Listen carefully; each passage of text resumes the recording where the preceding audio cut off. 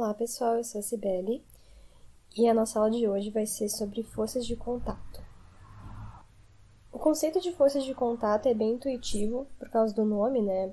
Ela é a força gerada no ponto de contato entre dois corpos. Então, quando o contato é encerrado, a força deixa de agir sobre esse corpo. As três principais formas de forças de contato são atrito, normal e tração. Na aula de hoje, a gente vai falar mais especificamente sobre o atrito. Quando uma superfície sólida desliza uma sobre a outra, existem pequenas reentrâncias que prendem umas nas outras e isso aí vai produzir um atrito de deslizamento, que vai se opor ao movimento. Vou mostrar mais uns exemplos depois para ficar mais claro. Por exemplo, quando a gente caminha, o nosso pé empurra o chão para trás, é o que faz a gente se mover. E o atrito entre o solo e o sapato vai segurar o nosso movimento. Vai ser uma força no sentido contrário. Então, o que vai acontecer?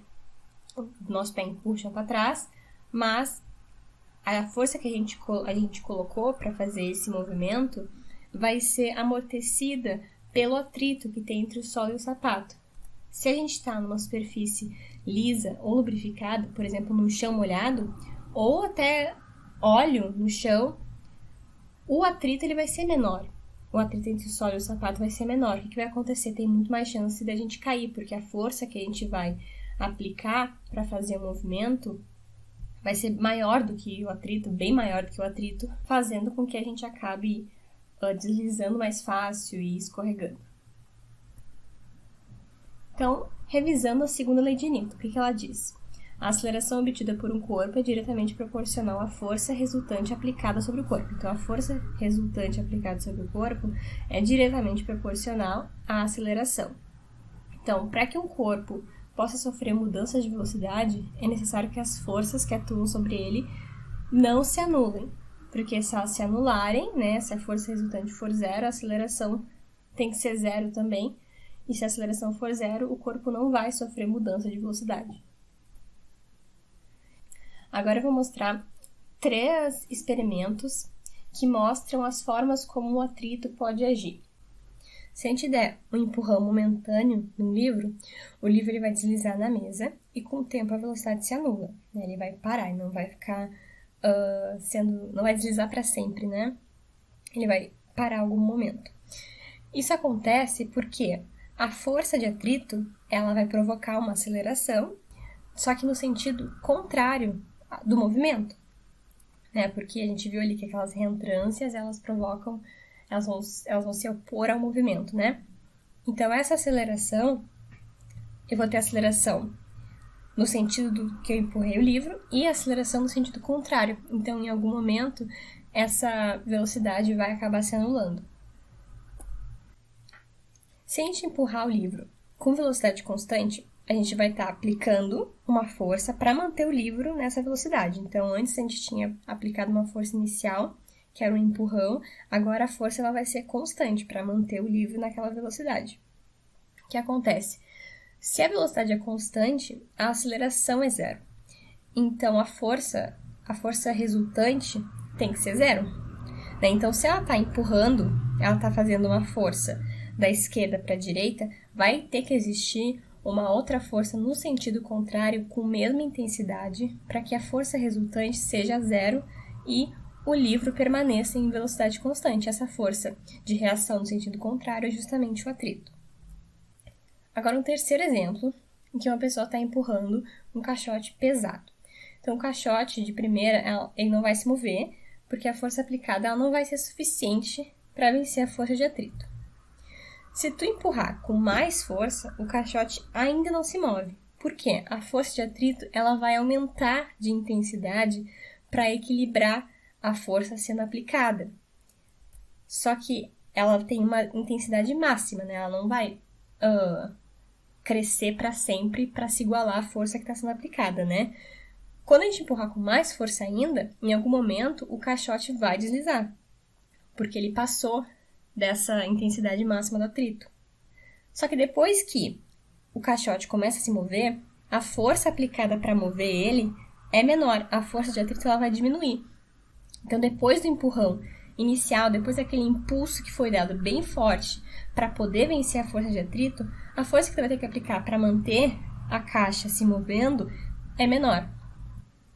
Então, como eu estava mencionando ali no exemplo do caixote, existem dois tipos de atrito, o atrito estático e o cinético. O atrito estático é quando o bloco permanece imóvel e ele vai se equilibrar com a força aplicada, ele vai aumentando para se equilibrar com a força aplicada até um certo ponto. E o atrito cinético é quando a força aplicada consegue vencer a força de atrito estático e o bloco entra em movimento. Então, o atrito, quando o bloco está em movimento, ele vai continuar existindo, mas ele vai ser o atrito cinético, de quando ele está em movimento. Então, aqui tem um gráfico mostrando justamente o que estava acontecendo no exemplo da caixa. Conforme a força foi aumentando a intensidade da força que eu estava aplicando, a força de atrito também foi aumentando. Aqui ele estava parado. Então, ele ia se igualando à força que estava sendo aplicada até chegar num valor máximo.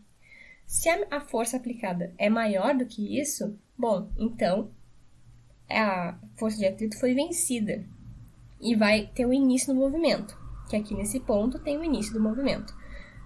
Só que quando o movimento começa, a força de atrito ela vai diminuir. E o atrito cinético, ele é aproximadamente constante e é menor do que o atrito estático. Então, quando o corpo não se move, é porque as forças se igualam, A força resultante é zero. Então, a força aplicada vai ser igual à força de atrito estático. E conforme a força aumenta, a força de atrito também vai aumentando. Agora, se a força aplicada vence a força de atrito estático máxima, essa força de atrito estático máxima, a gente fala que é μ vezes a força normal. Esse μ é o coeficiente de atrito. Ele pode ser o estático ou o cinético. Daí o bloco vai entrar em movimento e a força de atrito diminui para uma força de atrito cinético.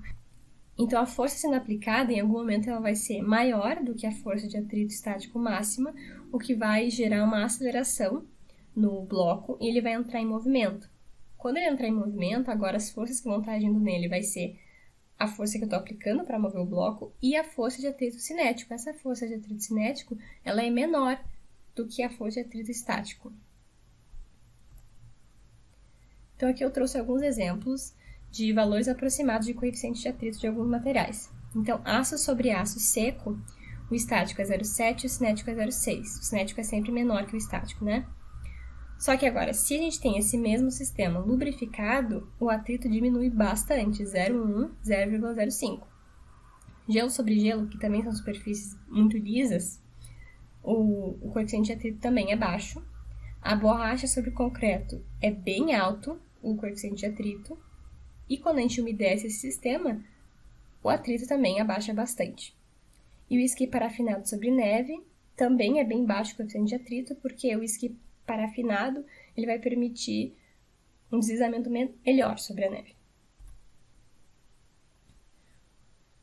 Bom, o atrito ele pode desgastar superfícies que escorregam uma sobre a outra. Então, tu pode, por exemplo, empurrar uma caixa e essa caixa pode acabar arranhando o piso. E também o atrito ele aumenta a força necessária para mover o corpo, precisa de mais força para movimentar.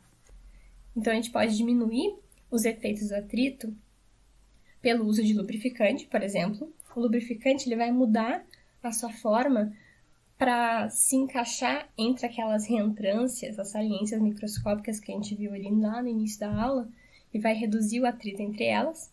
E o polimento, se a gente tornar a superfície mais lisa, a gente vai ter menos saliências e reentrâncias entre as duas superfícies.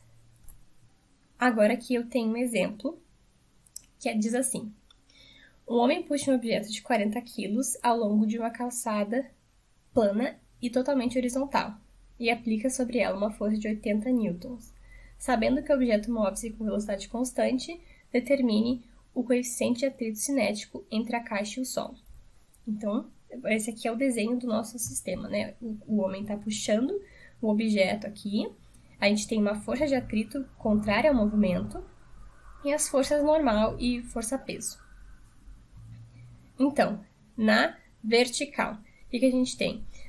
A soma das forças vai ser a normal menos o peso, E o nosso referencial está para cima, Então, a força normal ela é positiva e a força peso ela é negativa. Isso aqui, né, a força resultante, que é a soma de todas as forças, vai ser massa vezes aceleração. Como o bloco não está se movendo na vertical, não está indo nem para cima nem para baixo. Então, a aceleração aqui vai ser zero.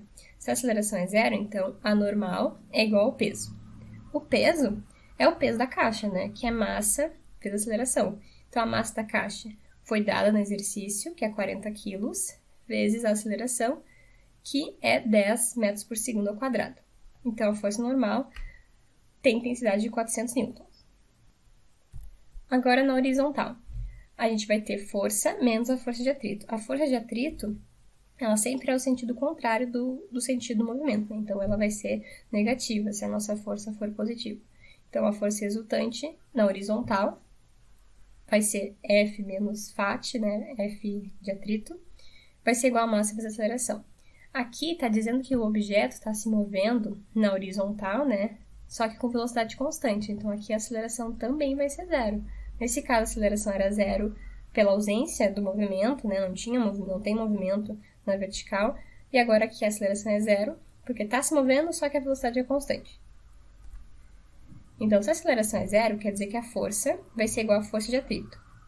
A força foi dada, a força que está sendo aplicada é 80 newtons, e a força de atrito, a gente já viu que é μ vezes a normal. O μ é o coeficiente de atrito, né? Então, a força normal a gente já descobriu, é 400 newtons, e o que a gente quer saber é justamente o coeficiente de atrito cinético, né? Então, o μ vai ser 0,2. Então, era isso que eu queria passar para a aula de hoje. Espero que vocês tenham compreendido e até a próxima.